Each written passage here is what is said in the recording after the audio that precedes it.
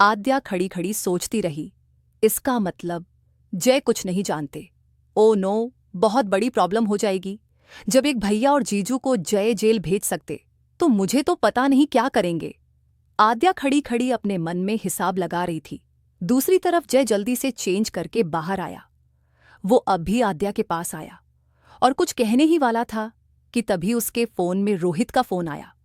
रोहित का फोन देख जय तुरंत फोन लेके बालकनी की तरफ चल गया। बालकनी में आके जय फोन उठाकर बोला, बोला क्या हुआ? उधर से आवाज आई, तैयार हो जा कल के लिए। कल का दिन तेरी जिंदगी का सबसे बुरा दिन होने वाला है।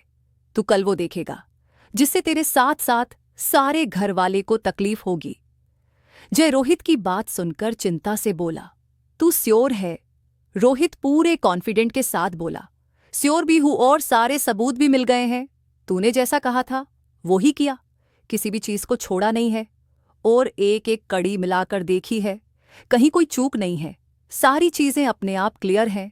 बस कुछ और चीजें हैं जो कल सुबह तेरे सामने होंगी। मृत्युंजय सारी बात सुनकर दुख से अपनी आंखें बंद कर लेता है। उसकी आंखें दर्द और गुस्से से लाल हो जाती हैं। चेहरे पे गुस्से की रेखाएं उभर आई थीं। थोड़ी देर जय वहीं खड़ा रहा। फिर वो रूम में आए तो देखता है आद्या बेड के किनारे बैठी हुई है और उसके खाने की प्लेट अभी भी ढकी हुई रखी है। जय रूम में आकर सीधा प्लेट अपने हाथ में उठाता है, साथ में एक चेयर लेता है और आद्या के ठीक सामने बैठकर कर बोला, मुंह खोलो अपना। आद्या जय के इस तरह आदेश को सुनकर बोली, भूख नहीं है। आद्या के जवाब से जय को गुस्सा आया। वो अपने आप को काबू करके बोला, किसी भी जंग को लड़ने के लिए शरीर का साथ देना जरूरी है, तभी कोई लड़ाई लड़ सकते हैं। और तुम जिस लड़ाई के लिए ये भूख हड़ताल कर रही हो उसके लिए अपनी भूख हड़ताल खत्म करो। बस आज रात की लड़ाई और है, उसके बाद लड़ लेना है। जितना लड़ना हो कल तक, और कल सारी चीजें क्लियर हो जाएंगी। तो कल के सूरज को देखने के लिए पहले अपनी हालत ठीक करो। आद्या कल का सोचकर बहुत परेशान होने लगी। परेशानी उसके चेहरे पे साफ दिखने लगी। उसका मन खाने का बिल्कुल नहीं था। वो तो अब अंदर ही अंदर डरने लगी, सोच सोच कर ही कि जय कल क्या करेगा। जय आद्या को खामोश होकर देख रहा था। जब आद्या अपना मुंह नहीं खोलती तब जय खुद अपने हाथ से उसका मुंह खोलता है और खाना उसके मुंह में डाल देता है और बड़ी बड़ी आंखें करके आद्या को खाना खाने की कहता है। आद्या कुछ न कह के चुपचाप खाना खाने लगती है। थोड़ी देर बाद आद्या थोड़ा बहुत खाना खाकर उठ जाती है और वॉशरूम के अंदर जाकर मुंह धोकर आ जाती है। आद्या जैसे ही बाहर आई, जय हल्के गुस्से में बोला, दादी को परेशान करना अच्छा लगा था। खाना टाइम से खा लेती तो वो भी परेशान नहीं होती, वो टाइम से सो जाती। आद्या वजह चाहे जो भी हो, लेकिन तुमको दादी की तबीयत का सोचना चाहिए। क्या उनको परेशान करना ठीक था? जय बिना किसी भाव के ये सब बोल रहा था।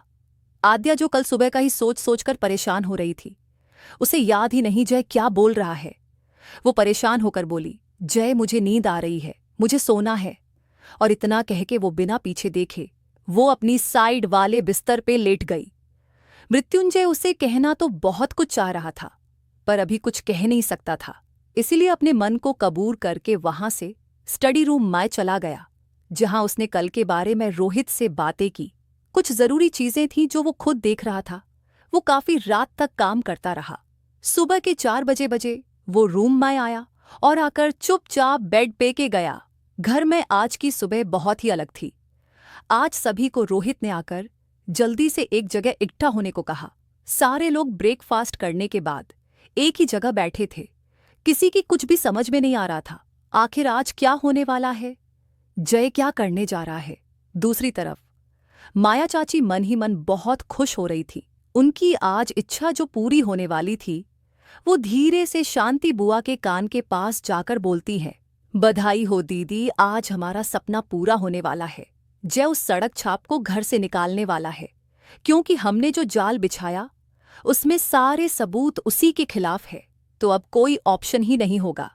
जय के पास उस सड़क छाप को घर से निकालने के अलावा दोनों मन ही मन खुश हो रही थी। सारे घरवाले के बीच बैठी हुई आद्या समझ चुकी थी कि अब क्या होने वाला है, तो भारी मन से अपने कमरे में आई और आते ही सोते हुए जय को देखने लगी। सच में कितना प्यारा लगता है ये सोता हुआ।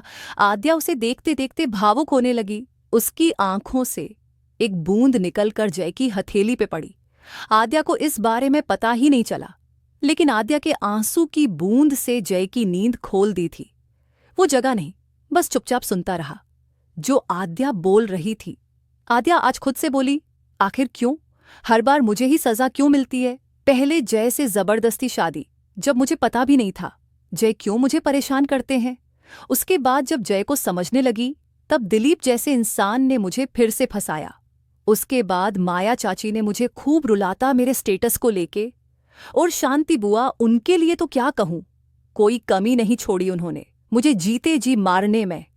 पहले उनके बेटे ने मेरी इज्जत उछालनी चाहिए, उसके बाद उनका दामाद भी इस ही ओर। ये सब कम हुआ ही था। मैं जय के साथ आगे बढ़ रही थी कि ये दिलीप फिर से वापस आया और उन पुरानी फोटो गलत तरीके से एडिट करके मुझे परेशान किया। न चाहते हुए भी मैंने उसकी बात मानी और जय आपके साथ धोखा किया। आपकी कंपनी की सीक्रेट डिटेल उस फाइल के साथ दे दी। और इतना कहते कहते वो रोने लगी। उसकी आंखों से आंसू बहने लगी। वो खुद से बोला, आखिर क्यों? मैंने किसी का क्या बिगाड़ा है? क्यों? आद्या के आंसू देखकर जय को अंदर से रोना आ गया, पर उसने खुद को मजबूत बन